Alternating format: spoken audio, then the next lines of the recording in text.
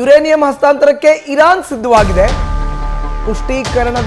ಪುಷ್ಟೀಕರಿಸಿದಂತಹ uranium ಹಸ್ತಾಂತರಕ್ಕೆ ಸಿದ್ಧವಾಗಿದೆ Iran.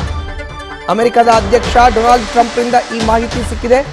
ಎರಡು ದೇಶಗಳ ಶಾಂತಿ ಒಪ್ಪಂದಕ್ಕೆ ಬಹಳ ಹತ್ತಿರದಲ್ಲಿ ಇದೆ.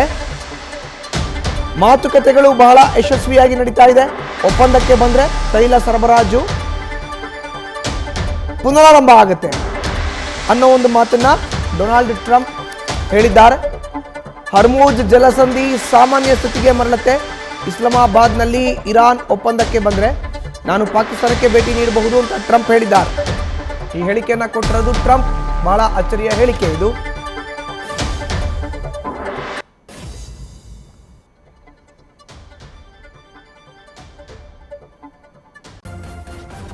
ನ್ಯೂಸ್ ಫಸ್ಟ್ ನಿರ್ಭೀತಿಯಿಂದ ನಿಮ್ಮ ಪರವಾಗಿ.